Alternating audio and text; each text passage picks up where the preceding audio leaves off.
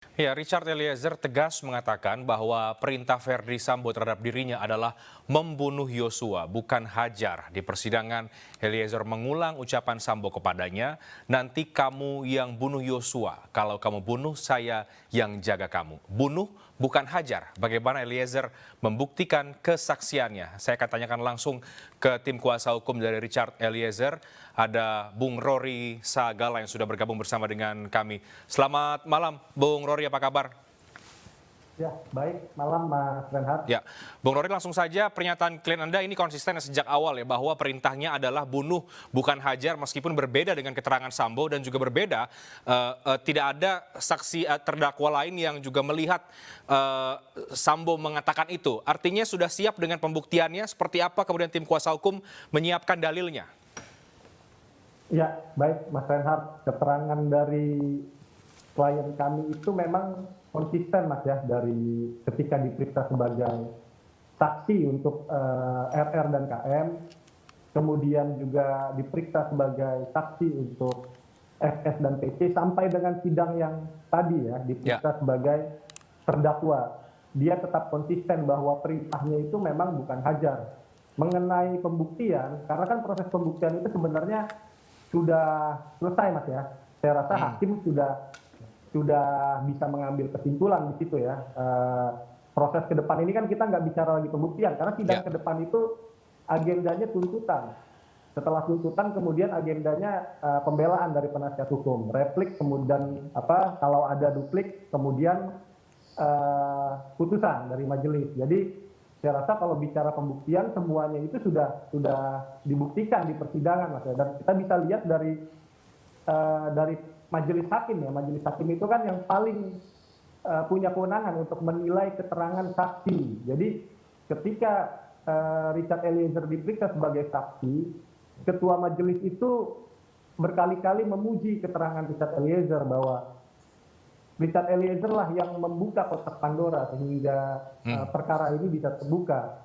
Kemudian berbeda sekali ketika FS atau PC yang diperiksa sebagai saksi, gitu. Begitu juga dengan KM atau RR. Berkali-kali ini kan ketua majelis meragukan ya, Ya. seperti kata-kata keterangan saudara tidak masuk akal, keterangan saudara tidak konsisten, keterangan saudara tidak beraturan. Nah, dari situ kan kita bisa lihat, Mas, ya, mana keterangan saksi yang memiliki kualitas pembuktian, mana yang tidak memiliki kualitas pembuktian.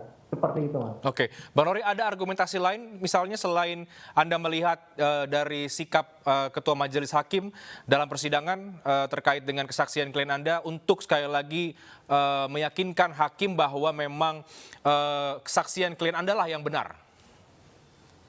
Iya, keterangan klien kami ini kan juga memang nggak berdiri sendiri, Mas, ya. Misalnya keterangan klien kami yang katanya berdiri sendiri soal Verdi Sambo juga ikut menembak. Ya. Nah, ini kan sebenarnya berkesesuaian dengan fakta persidangan. Ingat, Mas, ada fakta bahwa ada peluru lain, Mas, ya, di kepala itu yang tidak identik dengan Glock milik dari Richard Eliezer. Nah, kemudian di ruangan itu ada siapa aja? Kan ada Richard, ada FS, ada PC, ada Kuat Ma'ruf, ada Ricky Rizal, gitu kan. Nah, di situ yang memegang senjata selain Richard Eliezer siapa? Bahkan FS kan mengaku dia menembak, walaupun dia mengakunya menembak ke tembok, tapi artinya dia mengaku memegang senjata. Begitu juga keterangan dari Ricky dengan Kuat bahwa memang Verdi Sambo itu memegang senjata. Terlepas nanti dia mengakuinya itu menembak ke tembok, tidak menembak ke korban, itu nanti kita serahkan kepada penilaian majelis hakim. Yang pasti di ruangan itu yang memegang pistol itu bukan cuma klien kami. Ya, ya. Artinya keterangan klien kami berkesesuaian dengan fakta tersebut. Artinya memang bukan hanya Richard Eliezer yang menembak korban, seperti itu, Mas. Oke, jadi Anda meyakini karena juga tidak berdiri sendiri ya keterangan dari Betul, Mas, Eliezer. Baik, berkesesuaian. baik, Bang Rory Berkesesuaian. dan pemirsa, kita juga melihat tadi di persidangan ada kehadiran dari Ibu Eliezer yang juga ikut berkomentar terkait dengan jalannya persidangan. Kita dengarkan keterangan dari Ibu Richard Eliezer berikut ini. Dari awal kejadian sampai saat ini kami masih merasakan, kami juga turut merasakan apa yang dirasakan oleh keluarga almarhum Yosua yang ada di Jambi sana. Dan kami bersyukur kepada Tuhan karena kami sudah dipertemukan dua keluarga, dan kami sangat-sangat berduka cita kepada keluarga besar Bang Yosua atau almarhum Yosua yang atas apa yang telah terjadi.